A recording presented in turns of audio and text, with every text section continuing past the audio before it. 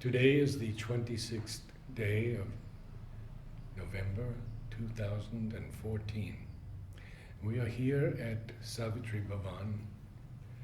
For me, one of the great lights of Aurobindo, next to the Madhuri Mandir. And I'm very happy today and honored to have with us Shraddhavan, whose vision created Savitri Bhavan. Shraddhavan, when did you first hear of Mother and Sri Aurobindo? In 1969. It was probably in April or May, and somehow I like to think that it was on the 23rd of April, 1969. And how did it come about? yes, how did it come about? I was living in London with my partner of those days, and one Sunday afternoon we just decided to drop in on some people that we knew living in a flat in Earl's Court. But when we got there, we found that there was a talk going on completely unexpectedly. And we had missed the beginning, so I didn't know what the talk was about or who were the people. But what I heard over the next 45 minutes seemed to answer all the questions that I had about the future of my life, the course of my life, what to do with my life. So at the end of the talk, I rushed up to the gentleman who had been speaking, and I said, "Who were you talking about? Who was that?" And he said, "Sri Aurobindo." And I was astonished. I thought, I've been searching for, by that time, I think 7 or 8 years, and I've read everything and I've looked everywhere. How come that somebody like that existed and I had not heard about him? How old were you then? I think I was 26. And I guess you found bookstores with his book? Well, at that time, this is an interesting part of the story, that at that time there weren't any bookstores in London where you could buy Sri Aurobindo's books.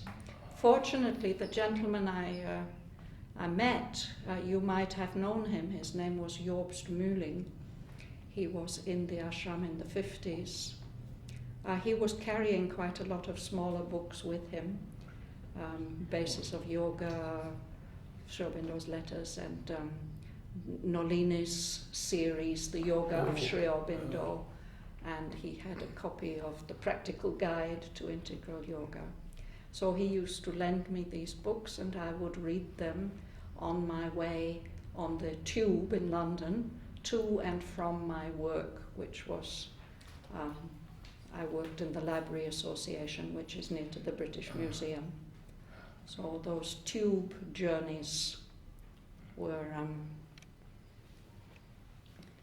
important, and one of them was particularly important because on my way home one afternoon I had, I believe it was Basis of Yoga with me, and one of those letters there made me know why I had been born. It was written there in the letter, and I said, "But that's it, Lord, that's why I came." So that was a really, I mean, these two things together were life-changing moments. Yes.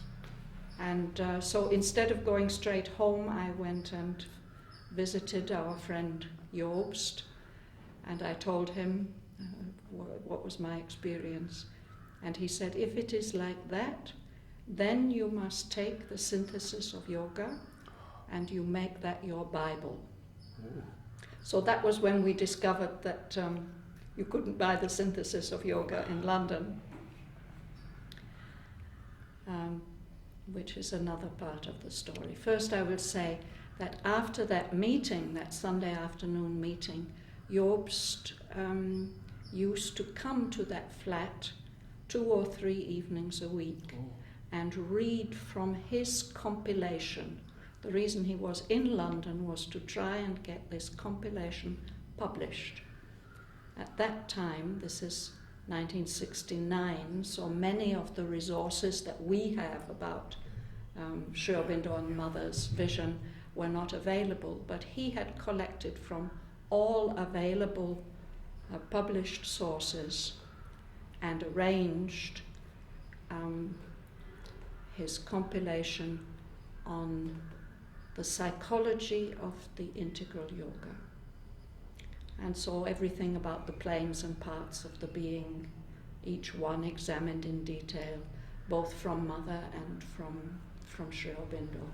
So he was coming in the evenings, and this group of young people would sit around and listen, and I was just soaking all that up like a sponge. It was so marvelous. Did you make any contacts with people who were there that remain? That came a little later. Of course, on that first meeting, one person who was present is Dick Batstone, who you must have known. And he was in charge of the London Sri Aurobindo Centre in Bell Street, where we started going. And through him we met some of those older people, Morwenna Donnelly. Oh, you did? And Edith and Joy. And Schnapper. Edith Schnapper and Joy Calvert. Yes. And Margaret Fletcher was a very important person for us, living not far away in London. And she was like a kind of auntie to all the young people. And the people who came from Pondicherry to London, she used to look after them. In Huta's book, she has written about how important Auntie Margaret was to her. Yeah. And had Morwenna Donnelly had already written her book? She'd already written her book. One other thing I should tell you about that time was that when we learned a little bit more about Sri Aurobindo, I discovered that where I was living was just across the road from St. Paul's School, where it stood very prominently in a field by itself, and I used to pass it every day on my way to and from work. And just a little way away was the Cromwell Road, and we looked for the house where he had stayed there. So that was interesting. And that group there in London and Cambridge, they were based a lot in Cambridge, they had been formed by Purani when he was in London in the 50s. And I think I didn't meet Aurobindo Basu at that time, but he was already then teaching in the University of Durham. And he was an important member of that small group of Aurobindonians in London in the 60s. He told me that he had written to Sri Aurobindo asking to come to the ashram. Yes. And Sri Aurobindo said, I've spoken with Mother, and we think you should see a bit more of the world. And it was 16 years before they let him come. It's 1968 he came. Yeah. So, at this point now in your life, what is happening? Now? No, at the age of 26, 27. 26, 27. Yes. Yes, well, I felt the synthesis of yoga gave me, and the overall vision of Sri Aurobindo, which Jobst had shared with us, that gave me everything I needed to live the rest of my life, and I didn't feel the need to go anywhere or do anything different. Just one has to live what has been given. But my partner was very eager not to continue living in London, not to continue living in England. In fact, we had already left England and done a lot of travelling, and it was more or less an accident that we were there at that time. So, as I say, there weren't any bookshops where we could buy a book by Sri Aurobindo, so we had to contact a gentleman that Narad must know, Carlo Schuller, who lived in Zurich. Yes. And he was the distributor at that time for Sri Aurobindo's books all over Europe. And so Jobst wrote to him and told him what we wanted and what he wanted. And when the packet of books arrived, it also, along with it, was the first literature about Auroville, which had just been founded the year before, February 68. Yes. So Jobst also was seeing all that material for the first time. And when my husband saw that stuff, he said, that's it, that's the place, that's where we must go. So Jobst told us, well, then you must have your photographs taken and you must write to the mother. So we took our photographs in one of those little booths, and Jobst thought we were being ridiculous. You're sending photographs to the mother and you do it in one of those machines. But we were young and naive, that's what we did. We wrote to her and that we've heard about Auroville and we'd be very interested to come. So we got a letter back, not from the mother, but from Navajata. It was from Navajata, from Society, but it must have been signed by somebody else, I suppose, saying that the mother has accepted you for Auroville, but it's no use coming just now. Please wait some time. Interesting. So we wrote back and said, are you going to let us know when it's time, or must we write again? And the second answer came back saying, we will let you know, but you are also free to write if you wish. So then, what happened then? Then, well, there was, as I say, a small group of us. And in this group there was the idea, since we couldn't go immediately to Auroville, to start a small commune somewhere in the country out of the town. And we set off in a traveller van and well, I won't go into all the details, but we found eventually quite in the northwest, in beautiful country, in the most glorious place. When I think back now how magical it was like something out of the Lord of the Rings. What was the area? It's southwest of Manchester, and now it's actually already Stockbroker Bells, that field where we live. It's completely lived, it's completely spoiled. But at that time it was really untouched countryside, English countryside. There was a river and beautiful meadows all around, and there was a little 300-year-old stone cottage in a garden, and we were able to move in there, and we devoted ourselves to handicrafts, and we walked to the local market town every second week or so to do our shopping and to sell our produce. And we had a friend in London who used to take things to London and sell and bring us back things. Did you have a name for the place? It was called the Pingle. The house was called the Pingle and the village was called Winkle.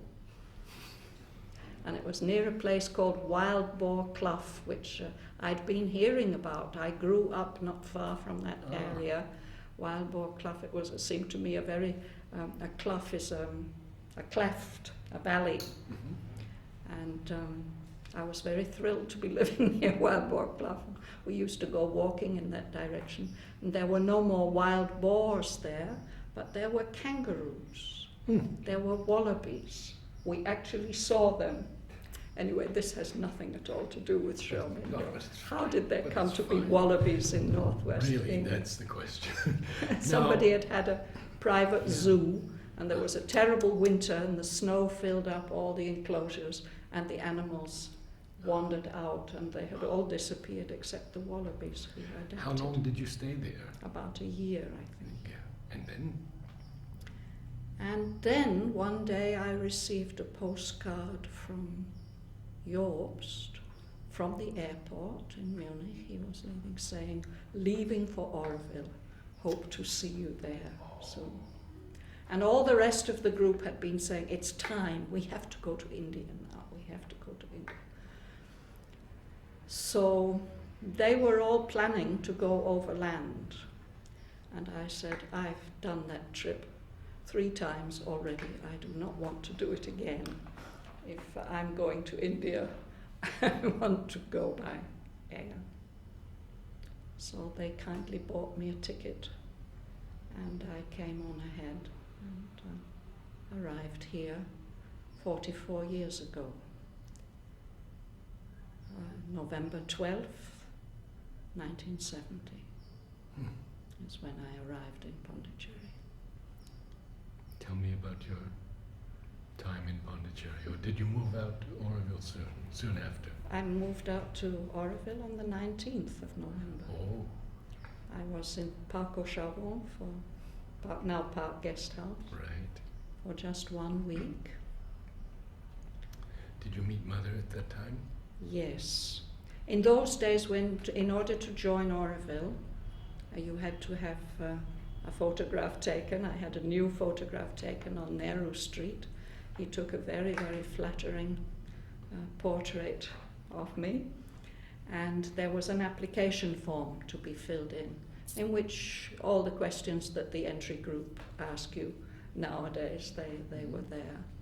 And we had to take it to one of 3 people.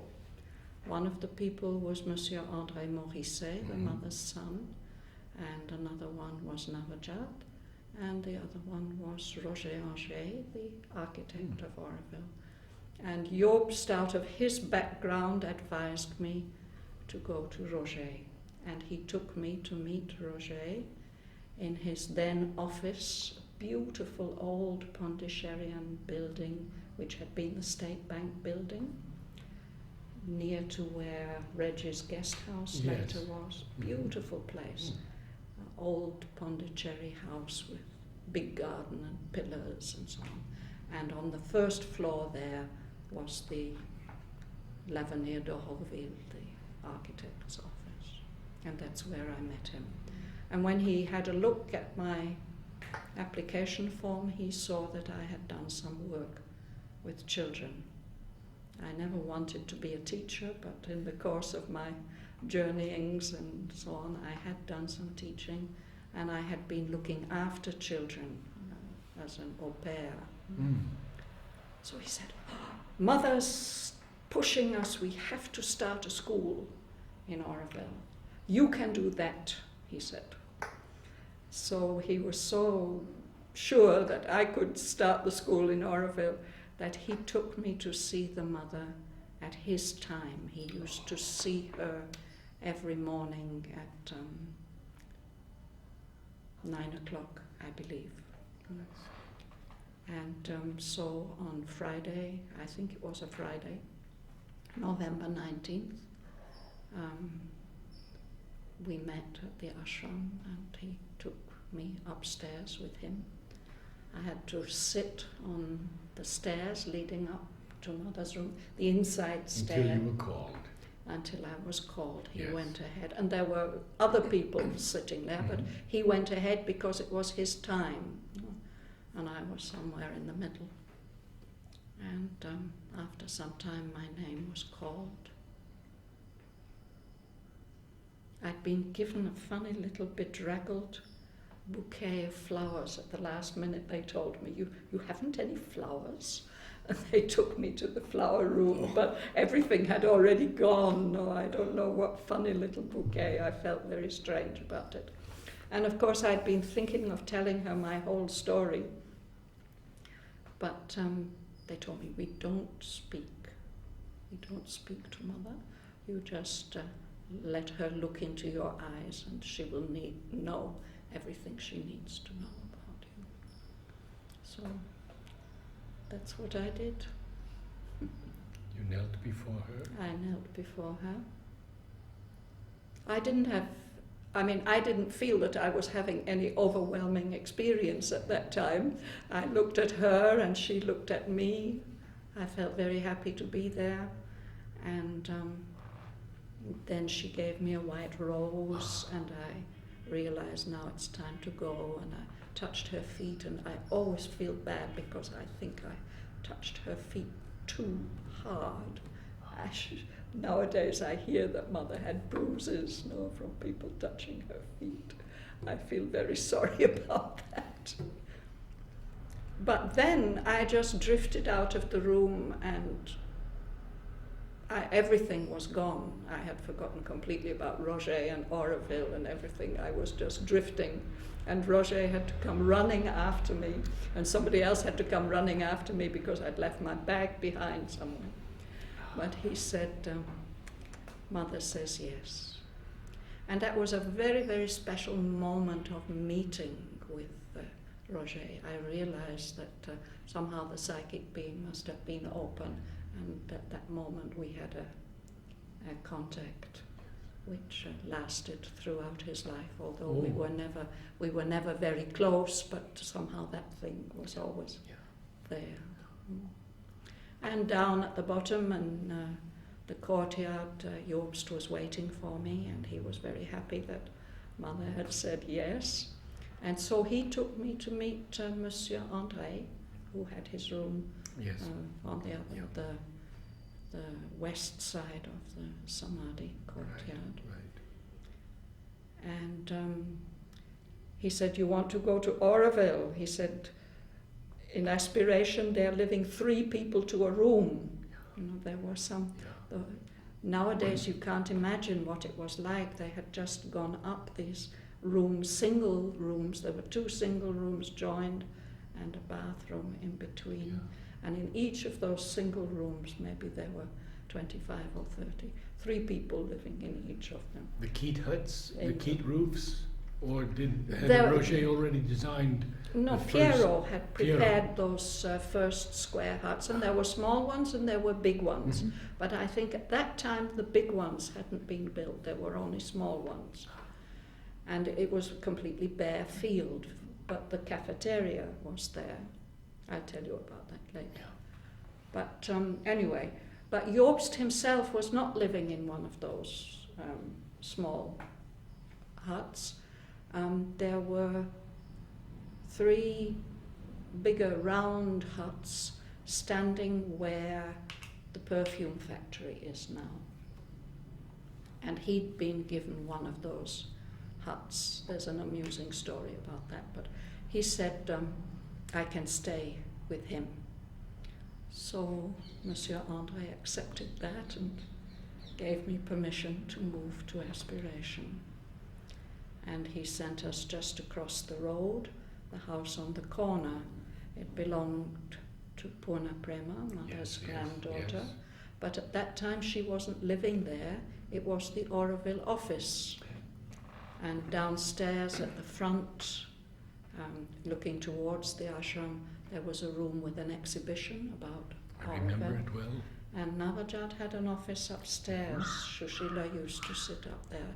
I had already been there when I arrived the very first day. They had sent me to meet Shushila. And at the back there was Henry Bell, whom you might remember, who was in charge of Aurobindo transport. He was somebody who'd come from East Africa with his wife and daughter. Maybe there was more than one daughter. I remember one daughter. He composed the Aurobindo song, which nobody now remembers. I can't remember it, but he had it. And he was in charge of transport out to Aurobindo. And he said, well, it's pouring with rain. I forgot that detail. It was pouring with rain. I don't know whether they'll be able to get down the canyon, but if they can, they'll be here by 11:30, and you can go with them. What was his name? Louis, the driver? Louis drove the bus. Oh, he drove the bus. But it was Jean-Claude, electrician Jean-Claude, who was driving a really beaten up, absolutely stripped down white Citroën van, which was the standard transport before the school bus. Yes. And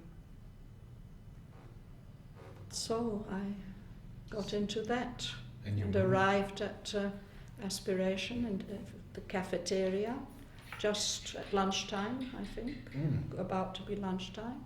And Navodit came out and met me. Oh. He was the secretary for Aspiration in those days, and he'd been informed that I was coming and my name, and he told me that I'm number 54, and that meant 54 on the list of residents of Aurobindo. Mother had accepted me, and that was. So you moved in with yours? I moved. No, well, the sad thing about Joost was, during the night with the heavy rain, his hut had fallen down. It had been only half thatched, and when the roof is half thatched, if it gets wet, the whole hut collapses. So he had been assigned another of those round rooms, but Navodit's wife Alice was convinced that that room was her sewing room. It has been built to be her sewing room. So Joost and I were allowed to sleep there, but during the day she made a point of sitting there, and that was her sewing room. She was in charge of prosperity distribution. So you were there when the large French contingent came? No. They had come earlier. They were there. They were there? Yes, they had come a year earlier. A year earlier, okay. I think 69, no? Yeah. And those conversations, That's Mother's when I came. Yes. Aspiration talks were held with members of that group. Yes, Yeah. yes. So they were there, and Christoph was Bhavan also Christoph was also yes, there. Yes. Stephen Walton. Yeah. Oh, yes. Yes. And they were building last school at that time, as well as these larger huts for Aspiration. All that was going on at that time. And the school hadn't yet been started, but I was very relieved to find that I don't have to start the school. Rod Hemsel was there, and a very nice German lady, Ursula Pflug. Ursula, yes, I remember Ursula very well.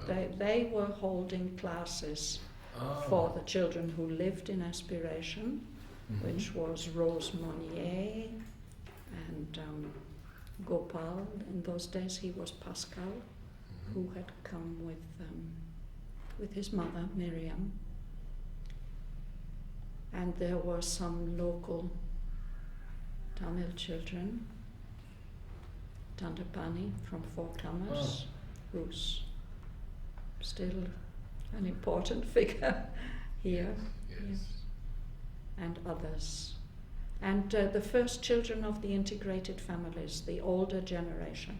So this means Ravi, who's at the Looking After Health Center, and Rama, who runs the solar service, and there was one more. And then their younger siblings started to join us. But it was when I arrived, it was just the older ones who were going to these classes, learning to read with So when Ursula. When did you finally begin teaching? Yes, well, meanwhile, of course, the school was getting organized, and Norman Dowsett was put in charge of it. And the school was opened on the 16th of December that same year, so just a few days after I arrived. In between came my first darshan, November 24. And that's when I saw Mother on the balcony for the first time. And on that day again I had one of these very special inner experiences when we crammed into that white Citroën van after seeing Mother on the balcony to go back, and by then it was getting dark, And really we were all like crammed in like in the tube in London, standing up, no sitting room, anything. And I didn't know any of them, but I had the feeling that all these people are closer to me than everybody else I've known in my life, closer to me than my family, my relatives, everybody I've known because of Mother. We're all here because of Mother. Very special moment of gratitude. Yes. Yeah, and then the school started. Conditions must not have been very easy at that time. Hastily, a peat hut had been put up where the press now stands. And or maybe a bit further east. It's still, actually, I think everything is now covered by maroma. They had done nice cement floors. It was all clean, but it was practically bare. And Norman had managed to get hold of some of the prosperity beds. In those days, if you came to Auroville, nobody was allowed to stay overnight in Auroville unless they had permission from the mother. And she strongly discouraged us from having visitors and friends and so on.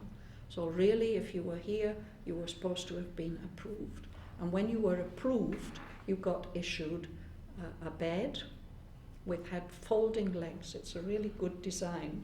I still have two, not prosperity beds, but made according to the same design in my house, single beds, and a special chair, a special table with a couple of drawers, and a very simple chair that went with it. So that was your setup.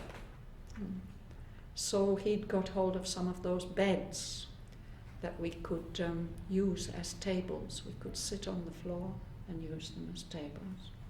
And Anurakta from the Handmade Paper Factory had given us stacks of beautiful coloured handmade paper.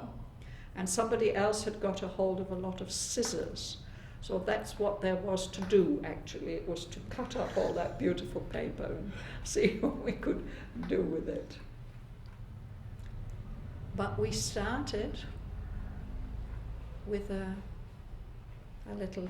Well, first of all, of course, Monsieur André was there, and he cut the ribbon, and he gave us Mother's message, which was about the languages, the 4 languages of Auroville. Somebody had asked Mother what languages are to be taught in Auroville school. That's when she mentioned Sanskrit. That's when she said, first of all, Tamil as the local language, and French, and Sanskrit as the future language of India, and English as the international language. So these remain the 4 languages of Auroville. So that message was given on that day, and Norman had very, very nicely arranged that we should start with a lesson in Sanskrit.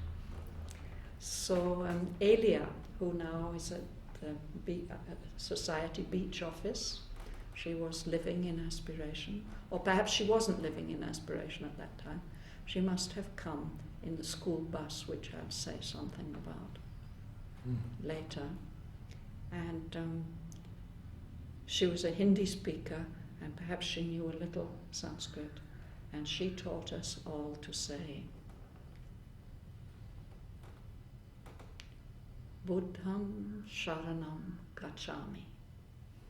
I take refuge in the Buddha. Gacchami means I go. So this was the first verb in Sanskrit.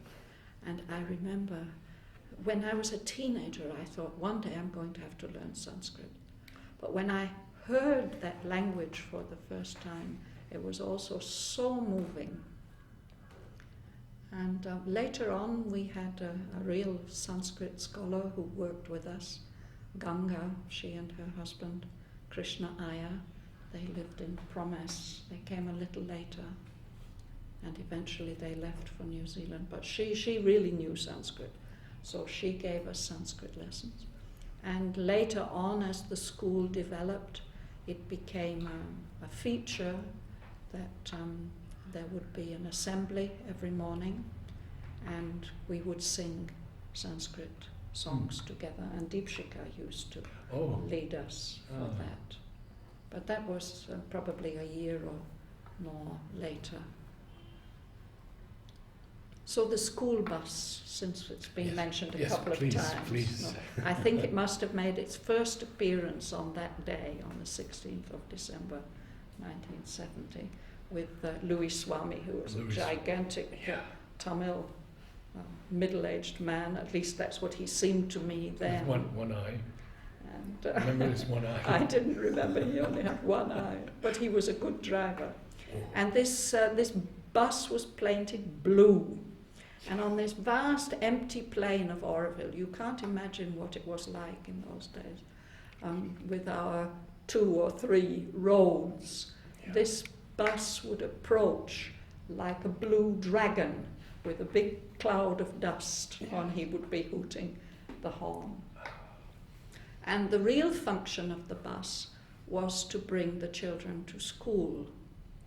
Many of the children were still living with their families. Many of the families that had been accepted for Auroville were still living in Pondicherry. And because of that, a kitchen had been set up there, where the Aurobindo Society beach office now stands. There was the prosperity office. Prabhaben was in charge of it, and she had set up this kitchen where the Aurovillians who were living in Pondicherry could get their meals, and Aurovillians who were living in Auroville, when they went to Pondi for work, they could also get their lunch there, and there was even a place, a keet, shade on the roof where you could rest until it was time for the bus to come back to Auroville at 4 o'clock in the afternoon to pick up the children and take them back to Pondi. So, and on the way from Pondi, it would go up the Jitma Hill, past Promise. There were several children living there. Piero and Gloria were I there. lived next door to Piero and Gloria. So you were living there? Yes. Yes. So at first there was Marta, their elder daughter, and then Miriam? Did Miriam came about a year later. She came in September 71. Mm-hmm. There was Marta, but there was Raphael. He was living with his parents at Oro Orchard. Yes. They were from New Caledonia. Exactly. Yes. They were working with His father was an organic gardener. Exactly, yeah. Yes. So Raphael must have been about 7 or 8 He was at that 7 time. at that time, yes. And there were... Mercier was his father, right? Yes. Bhumiwala was living there, and he had 2 boys. Popo and Pippi lived there for a while. Yes, but they didn't have any children. No, they didn't, no. But I'm thinking about the kids who were coming to the school. There were these 2 Bhumi. He was called Bhumiwala? No? Bhumi. Yes. What was his son called? Jehangir. No, Jehangir was another boy. Rishad and Jehangir came later also, passable. Anyway, and then it passed by Certitude, and there were Sharma's children. There was... Renu. We called him Taddy in those days. Taddy, now he's Erisa, and Hero, and Renu. And Renu. These 3. Yeah. And later on, at the workers' camp, Matrimandia workers' camp, but that wasn't founded then, that came also about a year later. There was Jack and Mary Alexander and their son Satyavan, yes. So like that, they were picking up kids from around, and then the kids who came from Pondi. So the bus arrived, and that's when school started every morning. Let's take a few minutes break. Okay. And we'll continue